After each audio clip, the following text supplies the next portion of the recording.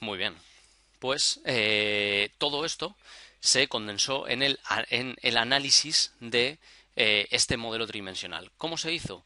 Pues como hay que hacer la arqueología, no centrándonos en estructuras en concreto aisladas, sino insertándolas en un contexto. Para ello fue recreada en 3 dimensiones la estratigrafía que rellenó este horno, basándome precisamente en las fichas de unidad estratigráfica que tenían precisas cotas tomadas con estación total, así como en las fotografías de las mismas y en la propia geometría del horno de cal que inserté en Blender.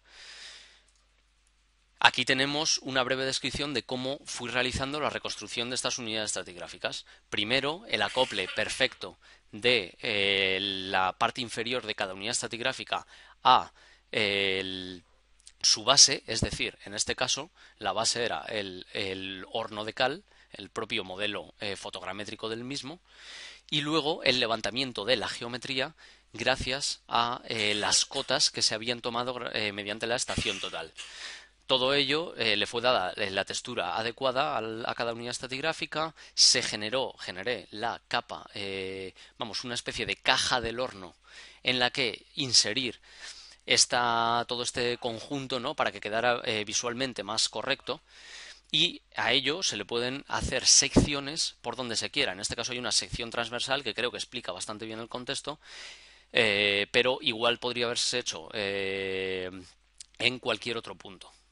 Esas son las ventajas, en cierto modo, de la estratigrafía en 3D.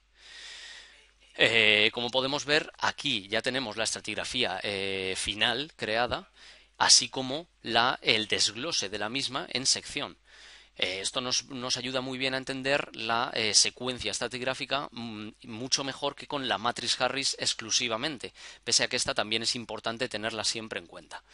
Asimismo, estas secciones nos permiten crear dibujos arqueológicos tradicionales, que quizás siempre vienen muy bien para hacer esa abstracción que tanto nos ayuda a la hora del análisis arqueológico.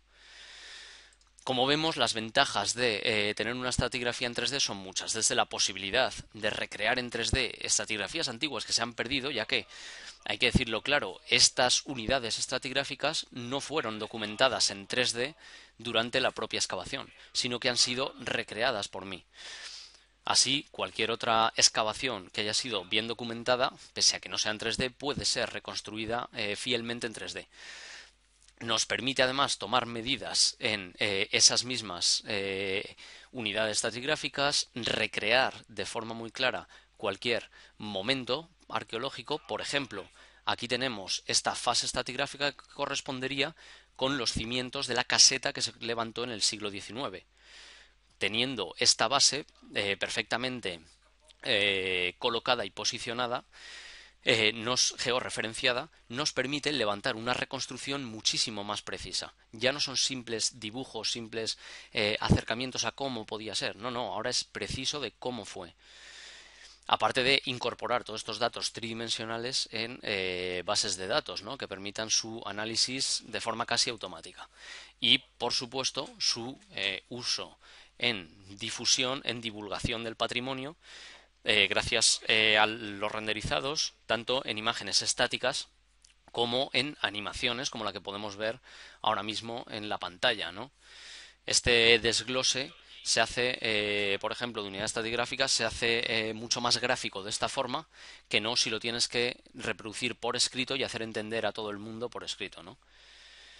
Las posibilidades son muchísimas, como se puede ver. Otra de las partes de este trabajo fue, como no, la de la reconstrucción de las distintas fases arqueológicas, desde la fase de uso del propio horno, pasando por su abandono y la caseta del siglo XIX que fue levantada sobre las ruinas del mismo. No me voy a centrar demasiado en cómo hice esto, pero requirió mucho trabajo, sobre todo esta fase, porque se trata de quizás de la parte de la arqueología virtual más conocida, la de las reconstrucciones arqueológicas, ¿no? Son quizás más interesantes otro tipo de acercamientos como los que voy relatando. Sin embargo, sí que hay que decir que la cantidad de infografías que nos permiten hacer estas reconstrucciones son múltiples, variadas y casi infinitas. Como podemos ver aquí, por ejemplo, hacemos un corte en el propio horno que nos permite ver las distintas partes que tenía un horno de cal. Asimismo, también se pueden hacer infografías como esta que también permiten observar las distintas partes que tiene el mismo levantándose desde la tierra, una a una. Las posibilidades, como vemos, de la arqueología virtual en el estudio de un resto patrimonial de este tipo son muy importantes.